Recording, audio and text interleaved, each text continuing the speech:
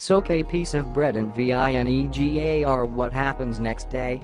Calluses corn usually appear on toes and other parts of feet. This condition occurs when there is too much friction or pressure put on toe or hand skin, creating a defense mechanism that prevents the formation of infectious blisters and ulcers.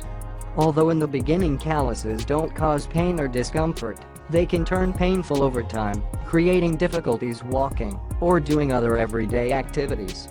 Note, other possible causes of calluses: dry skin, reduced body fat filling, constant rubbing with objects such as tennis racket or hammer.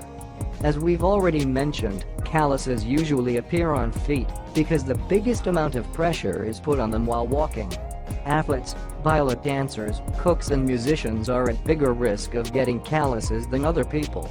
But you needn't worry, for we are going to show you the most effective homemade remedies that will help you get rid of the calluses in just a few days' time. These tricks are quite simple. You just need to follow the simple instructions. Here's what you have to do: bread and vinegar.